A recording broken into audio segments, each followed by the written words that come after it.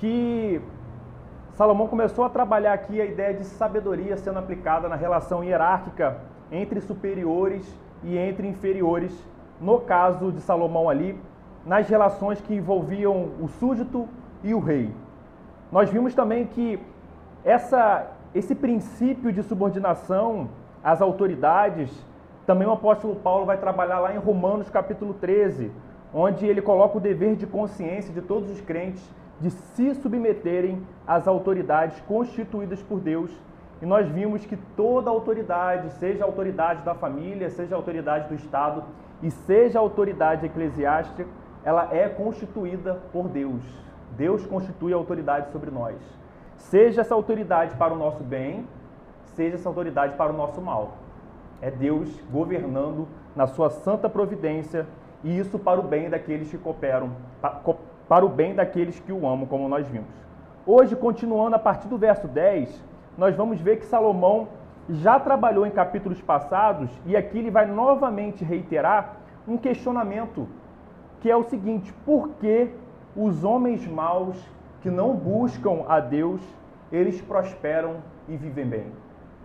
Analisando a vida debaixo do sol, que é a perspectiva de Salomão, que nós temos visto desde o início de Eclesiastes, ele novamente traz isso à luz, esse questionamento: por que aqueles que praticam tanto mal, aqueles que fazem o mal, aqueles homens perversos, eles, apesar disso tudo, eles prosperam, eles vão bem, eles são ricos?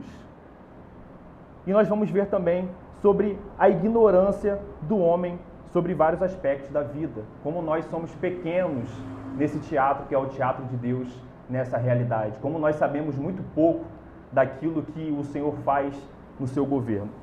Vamos então ler o texto a partir do verso 10, Eclesiastes capítulo 8, a partir do verso 10, para que pela graça do Senhor nós venhamos a entender verso por verso e ao final que venhamos a aplicar essa palavra. Assim diz o capítulo 8, a partir do verso 10: assim também vi os perversos receberem sepultura e entrarem no repouso, ao passo que os que frequentavam o lugar santo foram esquecidos na cidade onde fizeram bem. Também isto é vaidade. Visto como se não executa logo a sentença sobre a má obra, o coração dos filhos dos homens está inteiramente disposto a praticar o mal.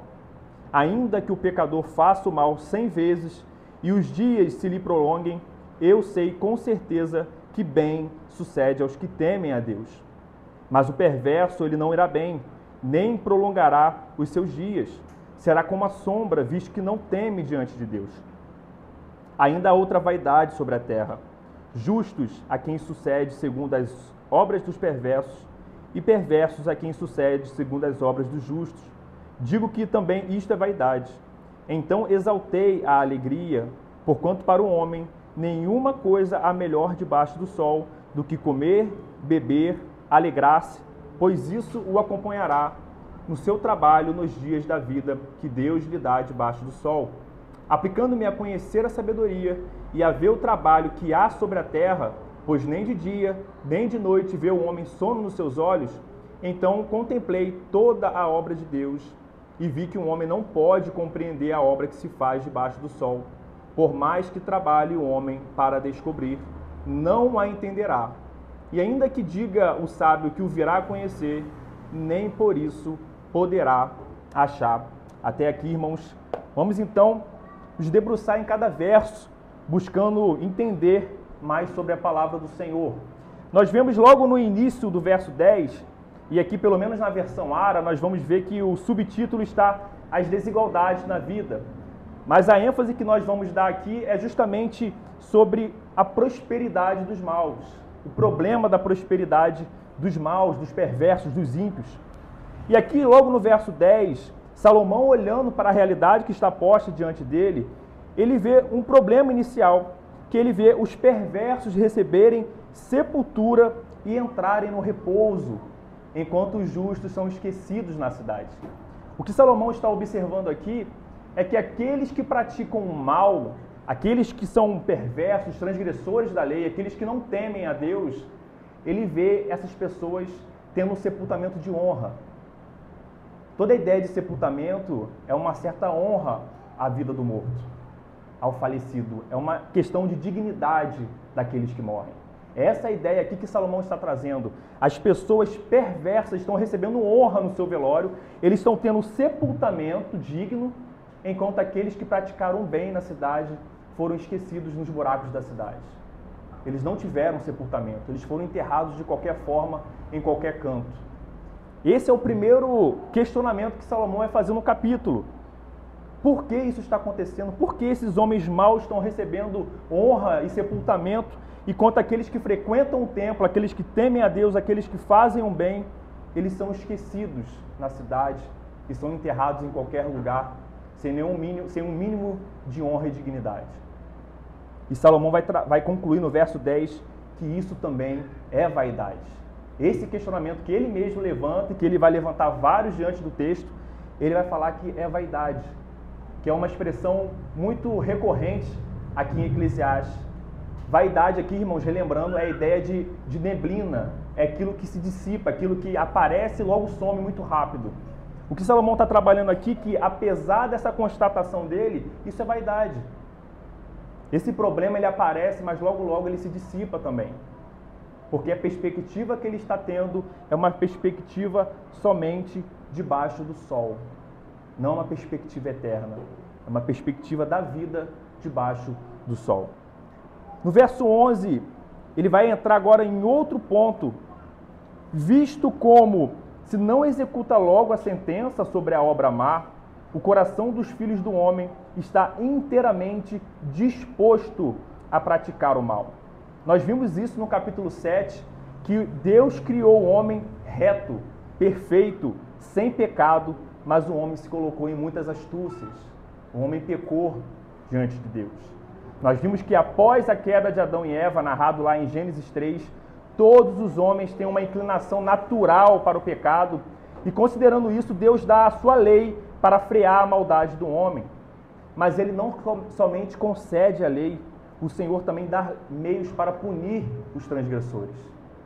O Senhor que dá a lei para os homens terem a sua maldade freada, nessa mesma lei ele coloca punições aos infratores.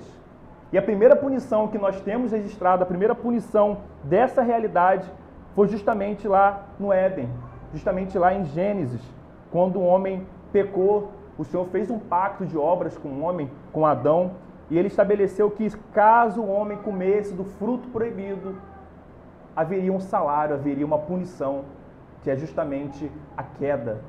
O salário do pecado é a morte. E quando nós vamos nos debruçar nas Escrituras, nós vemos que ali o Senhor não está trabalhando somente a morte física natural, mas ele também trabalha a morte espiritual, como nós vemos lá em Efésios capítulo 2, que todo homem natural ele nasce morto em seus delitos e pecados.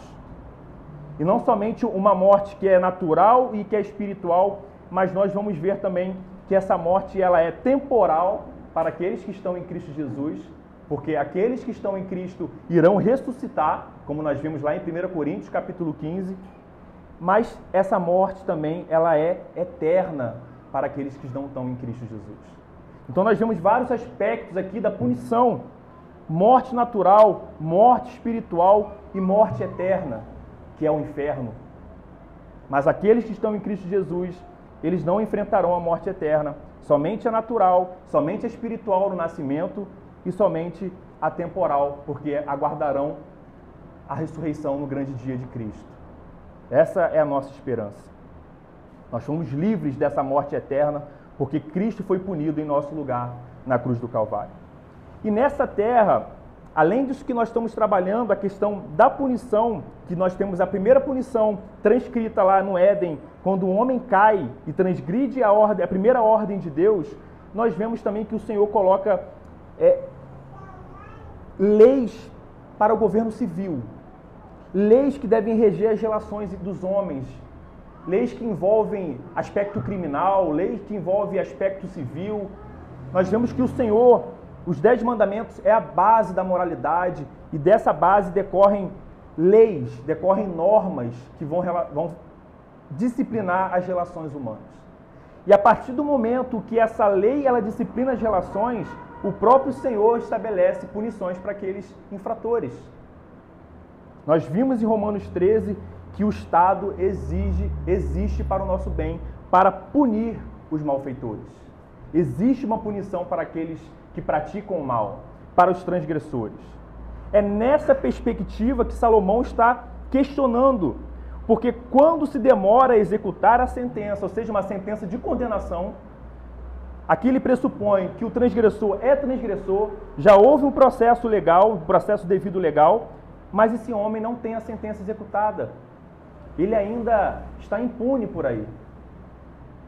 E ele vai dizer o quê? Isso torna o coração do homem ainda mais disposto a praticar o mal, porque a impunidade incentiva ele, inspira ele a praticar mais maldade, porque ele vê que as suas obras não são punidas. E isso não está muito longe da gente, longe do nosso país, longe da realidade do Brasil. O que nós vemos todos os dias é justamente isso. Pessoas que foram condenadas por estupro, por homicídios, são reincidentes, já mataram 4, 5, 6 vezes, e essas pessoas estão impunes caminhando entre nós. Eles não recebem a justa punição pelos seus crimes. E o que nós vemos em nosso país? Justamente a reiteração dos crimes. Essas pessoas estão cada vez mais praticando mal, porque elas não têm o freio da justiça. Eles praticam o mal, eles matam, eles estupram, eles se corrompem, eles subornam, e eles estão livres gozando do fruto da sua maldade. É por isso que nós devemos nos apegar à palavra de Deus e entender que aquilo que o Senhor estabelece na sua palavra, quando ela não é observada em qualquer esfera, haverá consequências. Assim como há consequências na ordem pública. Irmãos, não é à toa que nós estamos colhendo o que estamos colhendo. Os homens que foram levantados por Deus para praticar a justiça, eles não estão praticando justiça. Eles se corrompem. Nós vimos, não sei se todos viram, mas ultimamente muito compartilhado na rede social, 2 situações, né? Um criminoso que acabou de cometer o crime foi levado diante de um juiz, diante de uma juíza para ser ouvido, e ele é tratado como se fosse uma criança. A juíza pede o policial para servir um café para ele, para colocar uma blusa de frio, porque ele estava sentindo muito frio. Enquanto nós temos uma outra realidade, um empresário sendo humilhado na audiência. O mesmo poder judiciário que fala sobre a dignidade humana e por conta disso justifica tratar um criminoso dando um cafezinho e colocando blusa de frio sobre ele, é o mesmo judiciário que vai humilhar um empresário. Nós vemos como os valores estão invertidos. E qual é a consequência disso, irmãos? A escalada da criminalidade. Qualquer pesquisa simples que nós colocamos na década de 90 até hoje, nós vamos ver os índices assim, a escalada da criminalidade. Porque os homens estão afrouxando a lei. Eles não estão punindo o mal. É por isso que os homens estão cada vez mais dispostos a praticar o mal. No capítulo 12, nós vemos que é como se Salomão, apesar dessa constatação, ele abrisse aqui um parêntese. Ele vai dizer que ainda que o pecador faça mal 100 vezes e os dias se lhe prolonguem, ou seja, esses homens perversos que ele está trabalhando, aqueles que têm um sepultamento digno, aqueles que têm um coração disposto a cada vez mais praticar o mal por causa da injustiça, ele vai dizer que ele sabe, apesar disso tudo, ele sabe com certeza que o bem sucede aos que amam, aos que temem a Deus. Ele está constatando toda essa injustiça, toda essa questão que tem amargurado o coração dele por causa dessas injustiças que não são freadas, mas apesar disso ele tem uma certeza. Ele tem a certeza que o bem sucede aos que temem a Deus e, pelo contrário, o perverso ele não irá bem apesar disso tudo. Nem prolongará os seus dias. Será como sombra, visto que não teme diante de Deus.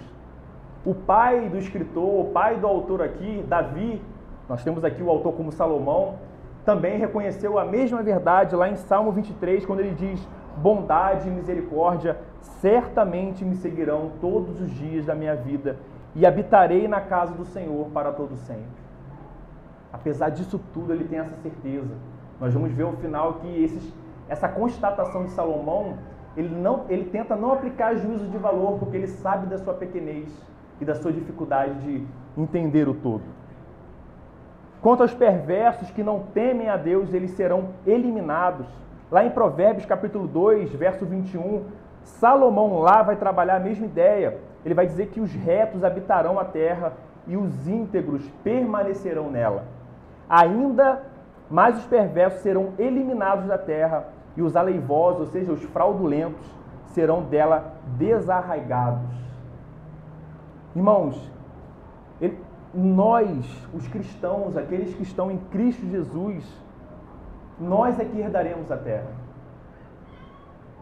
Apesar de nós sim, agora, nesse estado atual, sermos peregrinos, porque a nossa cidade não é aqui, ainda assim existe anunciado por Deus a verdade sobre novos céus e nova terra.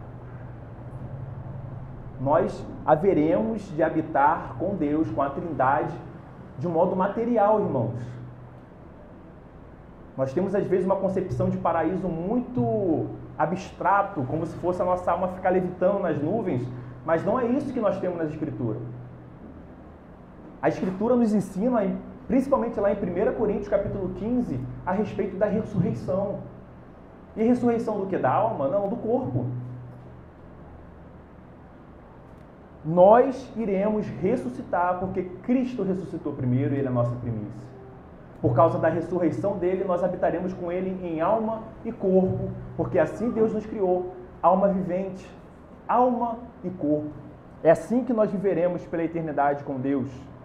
Diferente da filosofia grega, que entendia que a matéria era ruim em si, havia uma maldade na substância da matéria, nós não cremos isso. Deus criou o homem perfeito.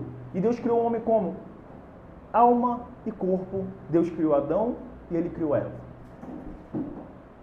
É assim que nós habitaremos com ele.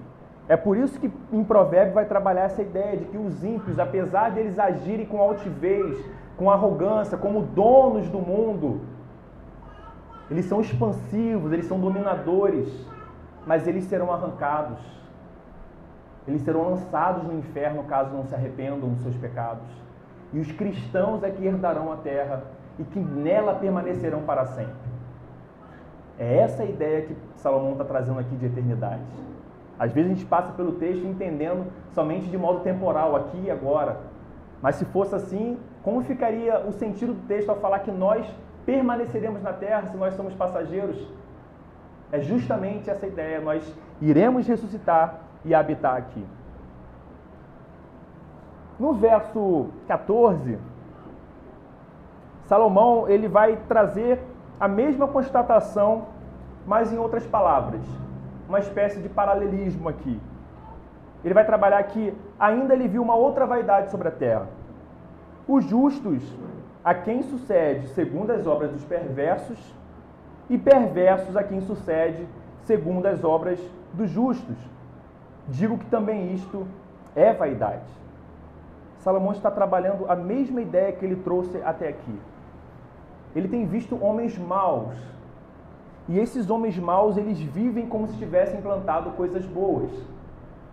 Essa é a ideia aqui. Os homens justos que sucedem na sua vida como se fossem maus. E homens maus que sucedem nas suas vidas como se fossem homens bons. Salomão está dizendo que isso também é vaidade, isso é como neblina, isso passa. Apesar dessa constatação ser verdadeira.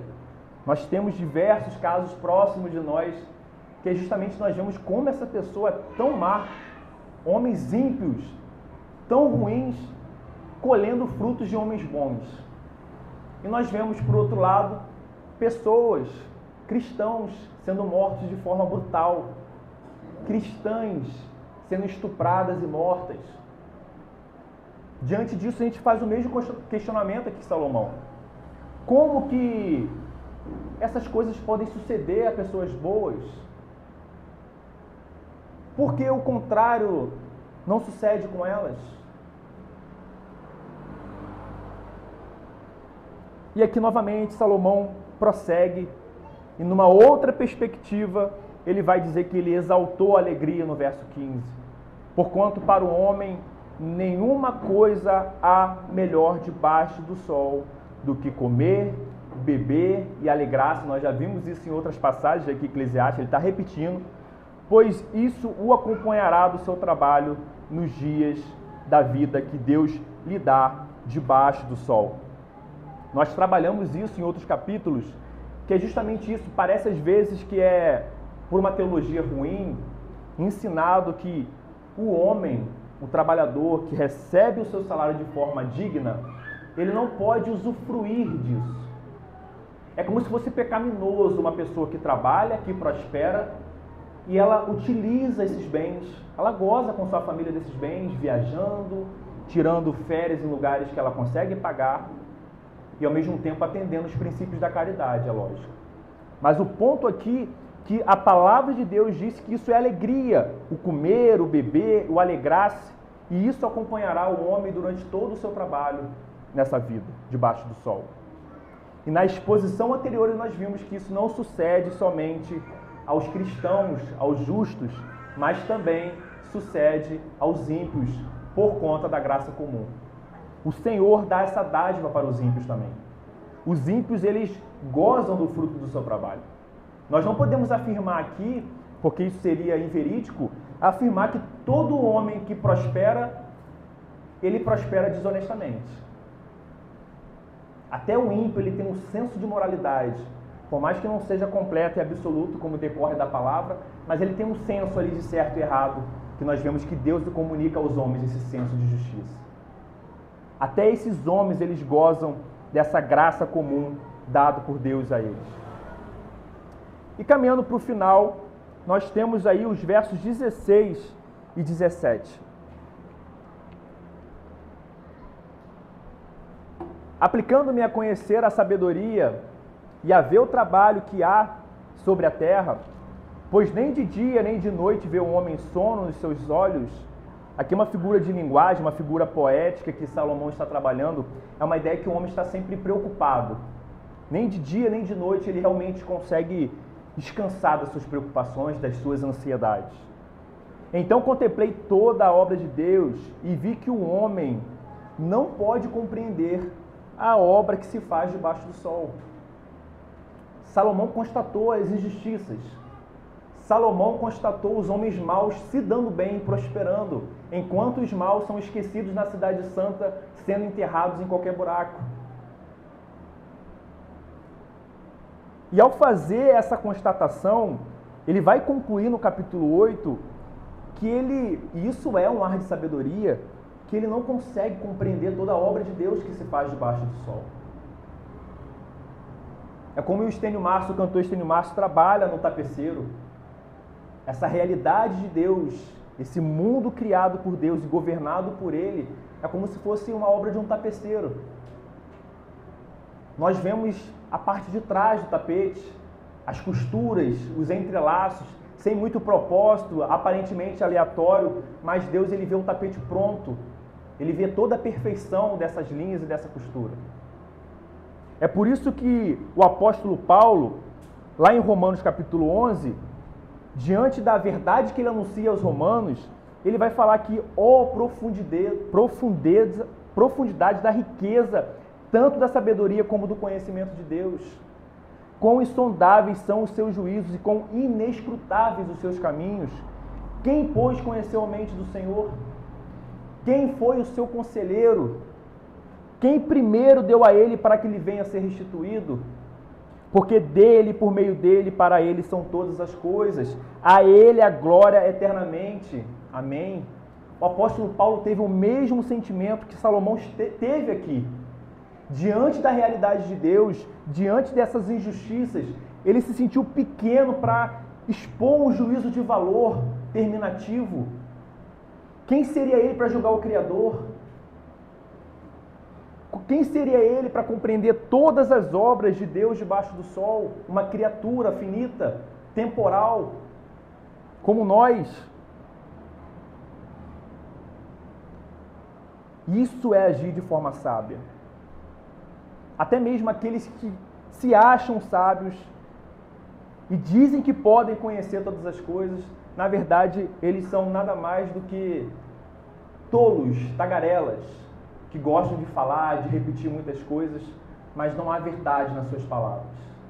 Porque ele não conhece o todo, somente Deus é onisciente e sabe de todas as coisas. Vamos para algumas aplicações, irmãos. Algumas aplicações, depois de nós termos visto aqui o texto. Duas aplicações. Vou pedir aos irmãos que abrem Salmo 73. Salmo capítulo 73. É um salmo que está inteiramente alinhado com o que nós vimos aqui. É um salmo muito prático para nós, porque como pecadores, constantemente nós levantamos esse questionamento. Por que os homens maus prosperam? Por que eles não são punidos? E muitas vezes isso nos faz questionar a soberania e a providência de Deus. E aqui o salmista Asaf, ele vai trabalhar justamente isso no capítulo 73. Assim diz a palavra do Senhor, Salmo capítulo 73, depois do salmista Asaf olhar a prosperidade dos maus. Ele vai dizer, a partir do verso 1, com efeito, Deus é bom para com Israel, para com os de coração limpo. Quanto a mim, porém, quase me resvalaram os pés, ele quase escorregou. Pouco faltou para que se desviassem os meus passos, pois eu invejava os arrogantes ao ver a prosperidade dos perversos. Para eles não há preocupações, o seu corpo é sadio e nédio. Não partilham das canseiras dos mortais, nem são afligidos como os outros homens.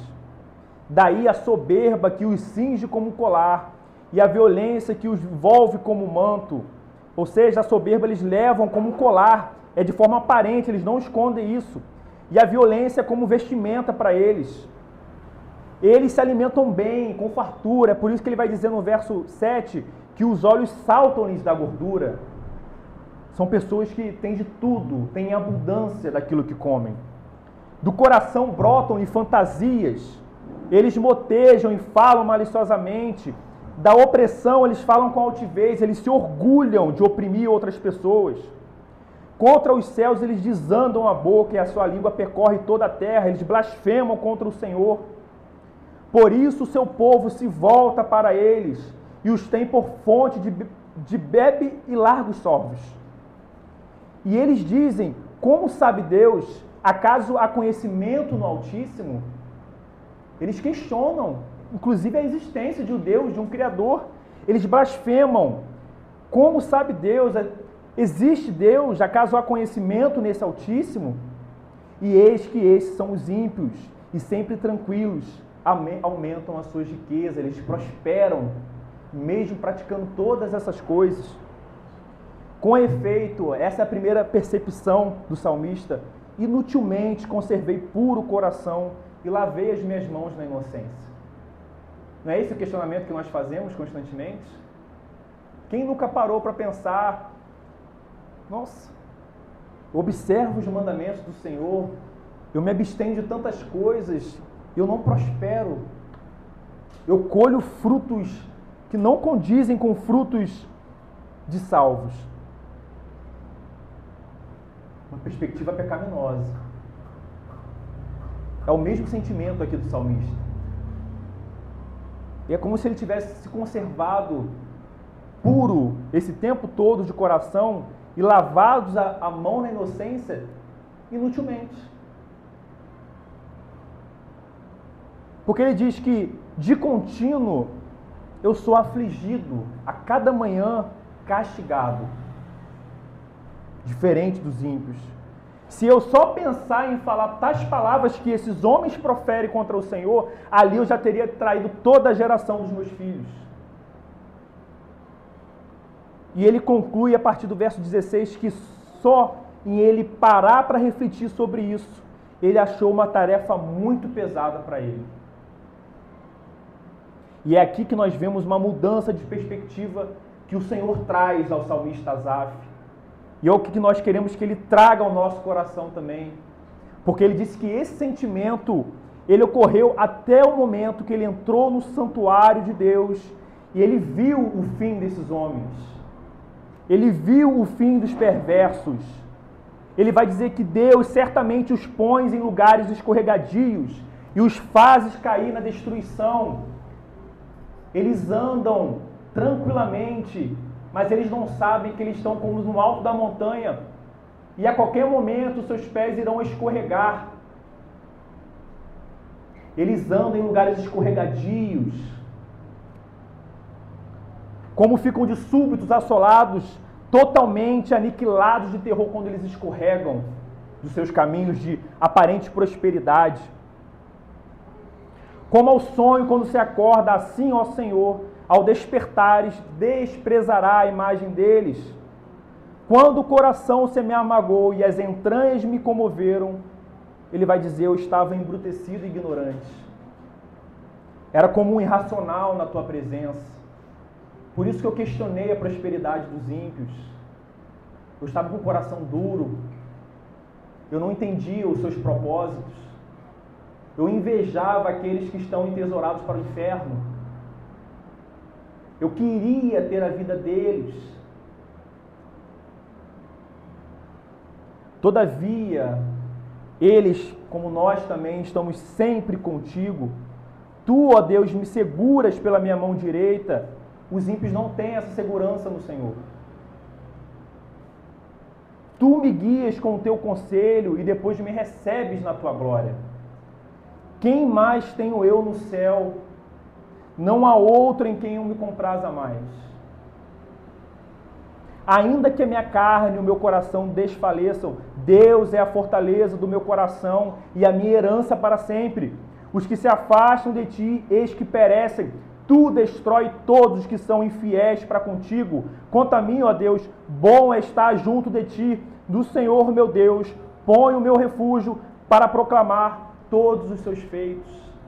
É essa a conclusão que nós devemos chegar quando estamos diante de Deus, quando nós vamos em oração. É essa perspectiva que o Senhor comunica ao nosso coração. Apesar da prosperidade dos ímpios, apesar da sua vida bem-sucedida, eles andam em montanhas e a qualquer momento eles vão resvalar os pés e enfrentarão uma condenação eterna no inferno, onde serão pisados eternamente por Deus. Como nós, os cristãos, que temos uma segurança com Deus, que somos amparados, guiados pela graça e pela misericórdia, que temos o Senhor em todos os momentos difíceis, podemos desejar a vida dos ímpios e invejar a prosperidade material deles, se aquilo que o Senhor tem prometido para nós é muito superior. Não somente a vida eterna, mas aqui nessa terra agora, o cuidado de Deus para conosco. A quem tenho eu no céu? A quem tenho eu? Quem que eu me compraza mais nessa terra? É esse sentimento que nós devemos ter. É esse Deus onde nós olhamos cada um individualmente para a sua própria vida e vemos o cuidado desse Deus.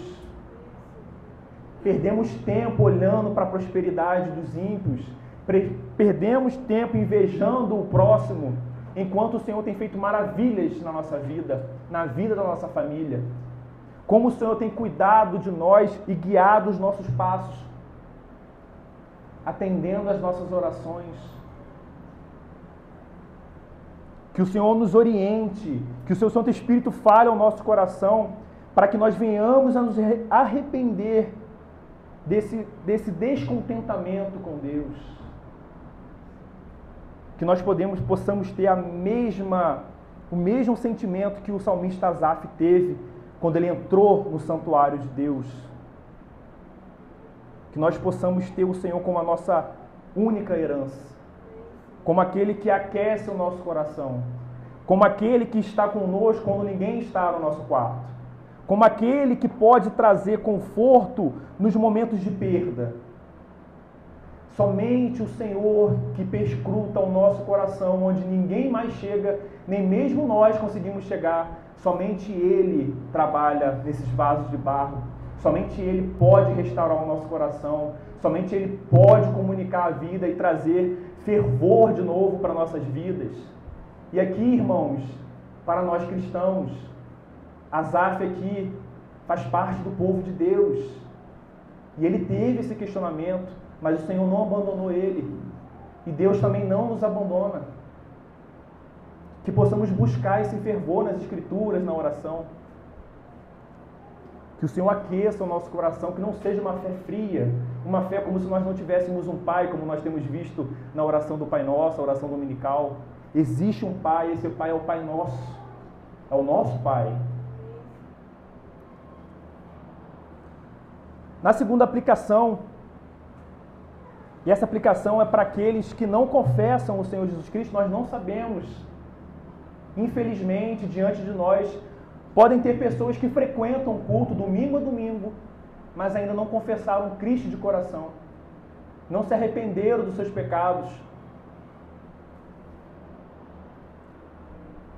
Para essas pessoas, para você que não reconheceu Jesus Cristo como seu único Salvador, como o único caminho que leva a Deus, como o único caminho da vida eterna, como o único que pode saciar uma sede que ninguém mais pode saciar, só há uma maneira de você ser livrado da ira vindoura e do fogo anunciado por Cristo nos Evangelhos. Arrependa-se dos seus pecados e creia em Jesus Cristo para a salvação da sua alma. Jesus tem dito: vinde a mim todos os que estáis cansados e sobrecarregados, e eu vos aliviarei. Tornai sobre vós o meu jugo e aprendei de mim, porque eu sou manso e humilde de coração, e achareis descanso para a vossa alma, porque o meu jugo ele é suave e o meu fardo ele é leve. Você que está andando com a sua alma cansada, desanimado, até mesmo nós cristãos muitas vezes, se apegue a essa verdade de Cristo. Ele tem falado para nós lançar sobre ele esse fardo pesado. O Senhor Jesus Cristo, o nosso sumo sacerdote, o nosso intercessor, o nosso advogado fiel, ele tem dito, são palavras de Cristo, irmãos. Se apegue à palavra do Criador, é a palavra de Cristo. Lance sobre ele o seu fardo pesado, lance sobre ele a sua ansiedade, porque ele tem dado a você um fardo leve. O Senhor Jesus Cristo, o Cristo encarnado, ele tem se preocupado conosco. Ele vai passar para nós o seu fardo leve. E ele tem chamado a cada um de nós a olhar para ele, porque ele é manso, ele é humilde de coração, e somente nele a nossa alma encontrará descanso. Lance sobre ele. Tem andado ansioso, tem andado com medo da morte, sem propósito nessa vida, lance esse fardo diante de Cristo. Irmãos, isso é uma verdade. Se apegue a isso, experimente a palavra do Senhor. Infelizmente, muitas vezes nós vamos para a palavra sem fé. Nós não cremos que esse Deus, que o Criador, que esse Salvador, que morreu por nós no Calvário, possa realmente aquecer os nossos corações, tirar a ansiedade que toma a nossa alma e nos dar descanso aqui e agora. Sem contar o descanso na vida eterna com Ele. Que nós possamos nos arrepender dos nossos pecados. Aqueles que não creram no Senhor Jesus Cristo ainda, arrependa-se porque há tempo. O Senhor tem chamado você ao arrependimento, a crer nele, a lançar sobre ele o seu fardo pesado.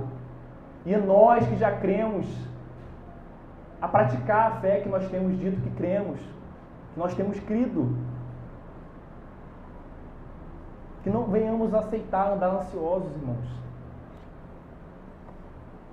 Ore ao Senhor, Ele tem promessas de alegria para o nosso coração. Existem momentos de luto, momentos de tristeza, isso faz parte. Mas nós sabemos que o Senhor tem dado alívio para nós. Amém, irmãos? Vamos orar ao Senhor. Deus, nós agradecemos, Senhor.